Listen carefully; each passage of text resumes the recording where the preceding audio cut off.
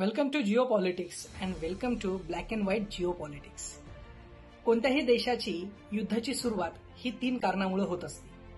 एक आहे त्या देशाला अपेक्षित असलेली त्याची जमीन, दुसरं त्या देशाला अपेक्षित असलेलं त्याचं पाणी आणि तिसरं आहे ते म्हणजे त्या देशाला अपेक्षित असलेलं स्वतःची वर्चस्ववादीची भूमिका. मग ह्या 3 गोष्टीच्या आधारे कोणत्याही देशाचं असलेलं युद्ध होताना आपल्याला जगामध्ये पाहताना दिसून येतं.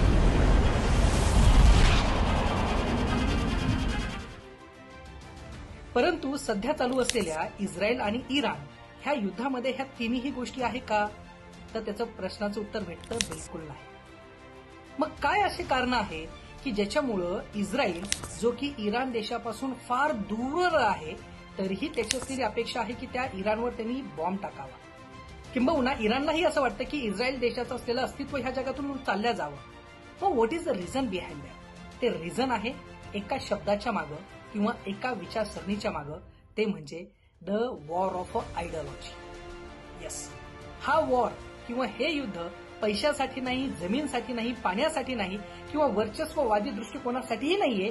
हे वॉर आहे फक्त आणि फक्त ते म्हणजे स्वतःच्या असलेल्या आयडियोलॉजीला जिवंत ठेवण्यासाठी. मग ही कोणती आयडियोलॉजी आहे किंवा कोणती विचारसरणी आहे की ह्या 2 देशांना अशा पद्धतीच्या म्हणजे 3ऱ्या महायुद्धाच्या ठेप्यावर येऊन ठेपलंय? ही फार मोठी गोष्ट आहे की अणुबॉम्ब एकमेकांवर टाकण्याची वेळ येते.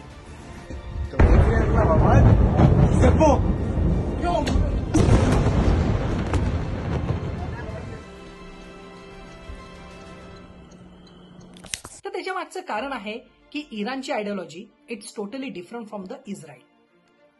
ज्यावेळेस 1948ला इस्रायलची स्थापना झाली त्या इस्रायलच्या स्थापनेमागचं मूळ कारण होतं म्हणजे ज्यू लोकांना एकत्रित आणणं. On May 14, 1948, in the wake of centuries of Jewish diaspora and the horrors of the Holocaust, the State of Israel was established. दुसऱ्या महायुद्धामध्ये ज्यावेळेस हिटलरने संपूर्ण ज्यूइश लोकांना एका प्रकारचं असलेलं नेस्तनाबूत केलं आणि त्या अनुषंगाने ह्या पृथ्वी तलावर ज्यूइश लोकांना जिवंतच ठेवायचं नाही अशी त्याची जी काही विचारसरणी होती त्या विचारसरणीला खंडन करत 1948ला स्वतःचा ज्यू लोकांचं असलेलं अस्तित्व निर्माण करणारा हा जो इस्रायल देश आहे, ह्या इस्रायल देशाने संपूर्ण जगाला दाखवून दिलं होतं की आम्ही कोण आहोत. In 1948, a big war broke out between Jewish and Arab groups. Israel declared itself a country.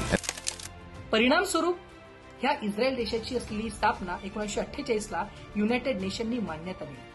आणि विशेष बाब म्हणजे काय, जर इतिहासामध्ये डोकवलं तर इराण हा एकमेव असा देश आहे की त्या देशाने त्या पर्टिक्युलर असलेल्या इस्रायलला एक रेकॉग्नाइज स्टेट म्हणून कन्सिडर केलं होतं. मग आज एवढं का विचित्र अशा प्रकारची स्थिती निर्माण झाली आहे की इस्रायल आणि इराण हे एकमेकांपासून एवढे दुरावलेले आहेत? तर त्याच्या मागचं कारण आहे की Israel it's totally supported by the America. मग आता अमेरिका आणि अमेरिकेची विचारसरणी ती म्हणजे लिबरल डेमोक्रेसी, लिबरल विचारसरणी, लिबरल इकॉनॉमी, वेस्टर्नाइज थिंकिंग ह्या सगळ्या गोष्टी डॉमिनेट केल्या जातात.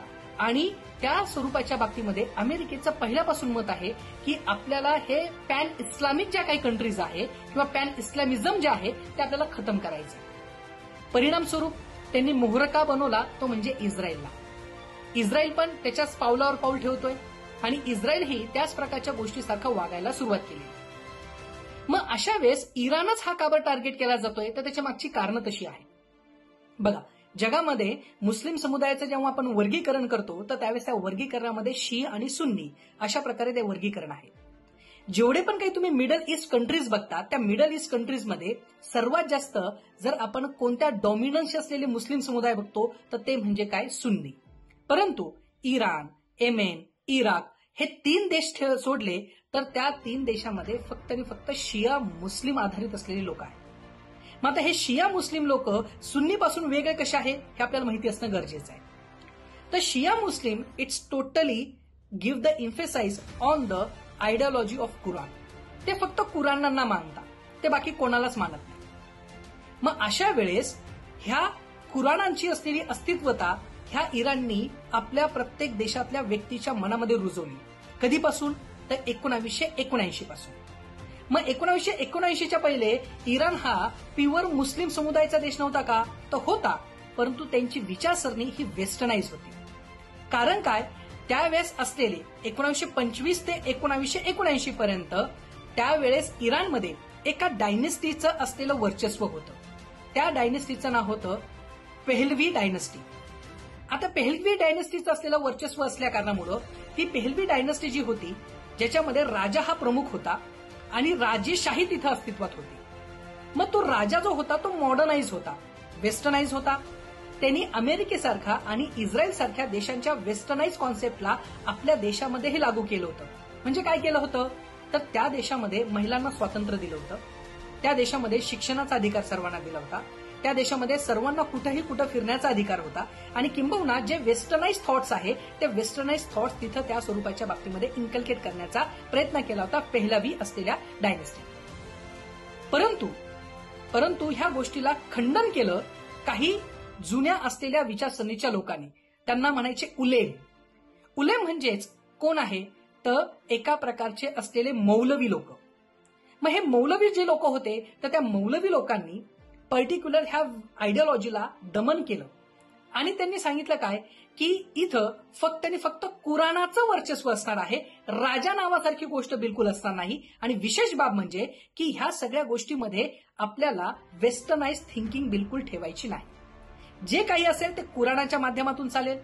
जे काही असेल तर तुमचं असलेलं शिया जो काही कायदा असेल तो कायद्याने त्या प्रकारे इराण देश चालणार आहे. परिणामस्वरूप त्या देशामध्ये तुमच्या असलेल्या खोमानी नावाच्या असलेल्या व्यक्तीचं सरकार आलं. आयतुल्ला खोमानी. आयतुल्लाच म्हणजे कोण, तर एका प्रकारचे धर्मगुरू. मग हे आयतुल्ला खोमानी यांनी इराणवर एका प्रकारचं वर्चस्व निर्माण केलं आणि तिथं संपूर्ण जगाला सांगितलं की आता इराण देश हा वेस्टर्नाइज कंट्रीला बिलकुल एंटरटेन करणार नाही, वेस्टर्नाइज कंट्रीची असलेल्या आयडिओलॉजी फॉलो करणार नाही.